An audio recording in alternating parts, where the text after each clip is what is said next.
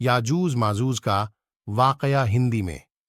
प्यारे दोस्तों, कयामत की एक ऐसी बड़ी निशानी जिससे मुकाबला करने की ताकत किसी इंसान के अंदर नहीं होगी।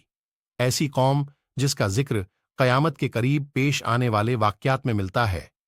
याजूज और माजूज के इस दुनिया में दोबारा खुरूज की अहमियत का अंदाजा इस बात से भी लगाया जा सकता है कि दज्जाल, जो कि कयामत की बड़ी निशानियों का मरकज है, मगर इसका तस्करा कुरान में कहीं भी नहीं मिलता, लेकिन यजूज और मजूज का जिक्र कुरान में तफसीर से मौजूद है।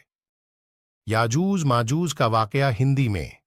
दोस्तों, अबाबुन्नाश में इस कौम के बारे में बहुत से मुख्तलिफ ख्यालात पाए जाते हैं, मगर ज्यादातर लोग इनकी हकीकत से बेखबर है। याजूज माजूज कैसे दिखते हैं और यह किस शक्ल सूरत के होंगे? वह कौन सी दीवार है जिसके पीछे याजूज और माजूज कैद हैं, और वह इस दीवार में कितना सुराख कर चुके हैं? ये सारी बातें आज आपको इस पोस्ट में मालूम होगी। आपसे गुजारिश है कि पोस्ट को आखिर तक जरूर पढ़ें। याजूज माजूज कौन है? दोस्तों, जमाना ए कदीम में बहुत सी कौमें गुजरी हैं जो जुल्म झाबरियत में अपनी मिसाल खुद थीं, और उनकी ताकत और दहशत की बिना पर हर तरफ उन्हीं का सिक्का चलता था। ऐसे ही एक कौम याजूज और माजूज की भी थी। जुल्म झाबरियत की दास्तान रकम करती ये कौम कोई और मखलूक नहीं बल्कि आदम अलैहिस्सलाम ही की औलाद थी। बाज मुफक्किरीन के मुताबिक यह कौम हजरत नूह अलैहिस्सलाम और आपकी औलाद में से है। हजरत नूह अलैहिस्सलाम के 3 बेटे थे, जिनमें से एक का नाम याफिश था। याफिश के 12 बेटे थे और उनमें से 2 का नाम याजूज और मजूज था। इन्हीं से इनकी नस्लें आगे चली। हजरत जुल्करनैन कौन हैं? इसके अलावा याजूज और माजूज के साथ ही जो अहम नाम जेरे तस्करा आता है वह हजरत जुल्करनैन का है। दोस्तों, हजरत जुल्करनैन के बारे में कहा जाता है कि ये कोई नबी नहीं बल्कि अल्लाह के एक नेक बुजुर्ग बंदे और बादशाह थे, जिनको जुल्करनैन का लकब चंद वजूहात की बिना पर दिया गया। एक तो ये कि वो जमीन की 2 इंतहाओं में सफर किया करते थे, यानी मशरिक और मगरिब के दरमियान, और कुछ लोगों के मुताबिक उन्हें यह नाम रोम और पेरिस पर हुक्मरानी की वजह से अता किया गया। बहादुर और ताकतवर बादशाह होने के नाते दुनिया भर के बादशाह इनके ताबेया थे, और उनके खलेरे भाई यानी हजरत खिज अलैहिस्सलाम इनके खास वजीर थे। हजरत जुल्करनैन अक्सर हालत सफर में रहते। इसी दौरान वह ऐसी सल्तनत में पहुंचे जहां तुर्क आबाद थे। ये सल्तनत आर्मीनिया और अजरबैजान की सरहद के करीब मौजूद थी। वहां 2 पहाड़ों के बीच एक जगह थी जिसमें एक कौम आबाद थी जो तुर्कों का कत्लेआम किया करती थी और अपनी सरकशी और फितना अंगेजी की वजह से बेहद मशहूर थी। ये कौम हर तरह की बुराइयों का मजमुआ थी और इंतहाई ताकतवर कौम थी, जिससे मुकाबला करना किसी के बस की बात नहीं थी। याजूज माजूज का किस्सा। इसका जिक्र कुरान करीम की सूरह कहफ में याजूज और माजूज और हजरत जुल्करनैन के हालात बयान करते हुए फरमाया गया है कि जब वो अपने शुमाली मुहिम के दौरान 2 पहाड़ों के दरमियान पहुंचा तो उसे ऐसी कौम मिली जिसकी जबान नाकाबिले फहम थी। जब तर्जुमान के जरिए गुफ्तगू हुई तो उन्होंने अर्ज किया कि याजूज और माजूज इस मुल्क के बड़े फसादी हैं। अगर आप इनके और हमारे बीच में एक दीवार खड़ी कर दें तो हम आपके लिए खर्च का इंतजाम करेंगे।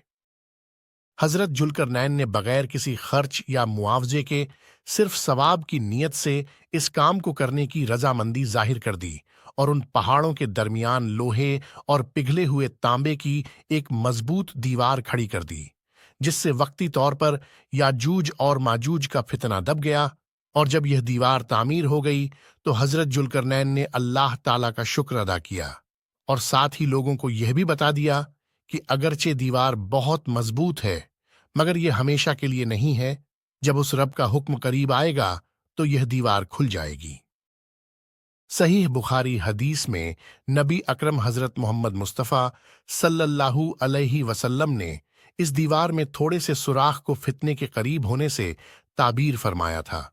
एक और हदीस में आता है कि याजूज और माजूज हर रोज इस दीवार को तोड़ते हैं और कल के लिए छोड़ देते हैं। پھر جب اللہ کی مشیت ان کو باہر نکالنے کی ہوگی تو وہ کہیں گے کہ کل انشاءاللہ ہم اس دیوار کو توڑیں گے، اور پھر دوسرے دن وہ اس دیوار سے نکلنے میں کامیاب بھی ہو جائیں گے۔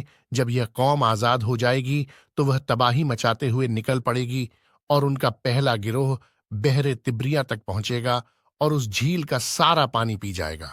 اسی طرح جب آخری گروہ وہاں پہنچے گا تو وہ حیران ہو کر کہے گا کہ یہاں کبھی پانی ہوا کرتا تھا۔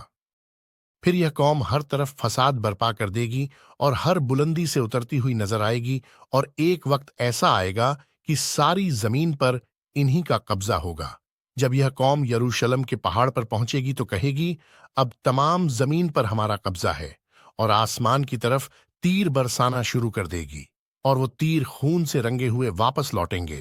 نبی اکرم صلی اللہ علیہ وسلم نے ان کا حلیہ بتایا کہ ان کے قد چھوٹے ہوں گے اور چہرے چوڑے چوڑے ہوں گے اور آنکھیں چھوٹی سی ہوں گی۔